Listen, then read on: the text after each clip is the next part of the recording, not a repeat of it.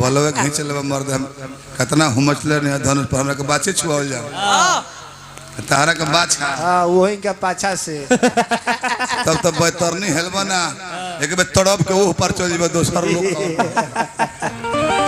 त धनुष ना उठे हां पे हो फूर सहूर नहीं धनुष ना उठे हां पे हो फूर सहूर नहीं ले जाइल बालो त छोटा चुकुर पुकुर रे छोटा चुकुर पुकुर रे सहूर नहीं खे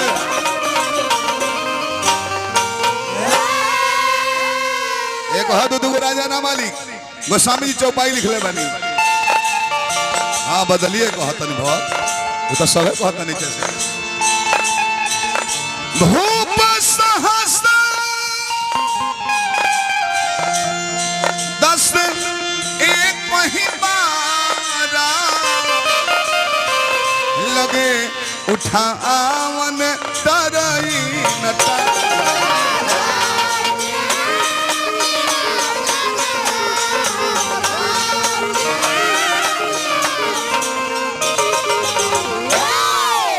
दस हजार भी धनुष में हाथ लगौले तब वो टस मस ना भइल मालिक देखी गोस्वामी तुलसी बाबा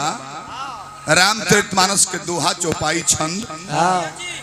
अश्लोक लिख के मर गइले मॉडर्नाइज ओकरो होता है मॉडर्न में ओकरो चेंजिंग होता कि ना वो लिख के मर गइले उनका मन में वो बात के का अर्थ रहे वो अपना संगे ले ले गइले ए बार के महारथी लोग विद्वान लोग अपन अपन अर्थ लगावता अच्छा देखिए जब विचार करो चाचा रोज सब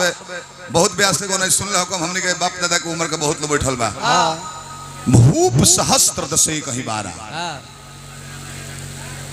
ए जब पहले भूप लिख के आ सहस्त्र बाद में लिखल बा काहे हमरो से कर्जा मांगे जाए तो वैसे 10,000 रुपया ले बताइए नु को हम के भानु भैया हमरा के 10,000 रुपया कर्जा दी आगे जाए को हम के भानु भैया हमरा के 1010 दी 10,000 रुपया इनु कहे पहले 10 आ कौची सैकड़ा की कीमत के में 1000 लाख इनु कहे आगो स्वामी जी उल्टा लिख देले कर माने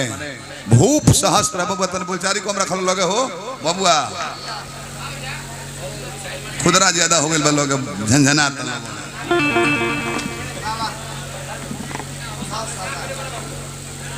खुदरा नोट झंझनाए लगल सिकाओ का खुदरा बबुआ बबुआ तो सुन लो 2 मिनट निमनो बात 2 मिनट तू लो जो हतर तौने हम हई खाली ब्रेकर आगे बैठल बनी तो जन खोजा तारा तौन हम नयकार में वही में रहिले आरा बोले में तने अब माई बहन दोसरों को हल तो अपनो जस मार लो तब का चुटकू लगा दी तो चुटकुला कहल सुन लेनी है चुटकुला गावल ना सुन लेनी 2 मिनट देखी ओ जल्दी लिखे के दोसर बात लिखले बड़ा कि भूप माने राजा सहस्त्र माने सहस्त्रबाहु एक ही 12 भूप सहस्त्र 10 माने भूप राजा सहस्त्रबाहु आ 10 माने 10 खंड रावण एक ही 12 उठावन आ लगे उठ आवन उठ के आवे लगो कि गुरुजी के धनुष हमनी के माय के नहीं के लौट बिना राय प्यारे पुर 3 गो कुकुरा ला कहानी कहे होई अच्छा हो जाई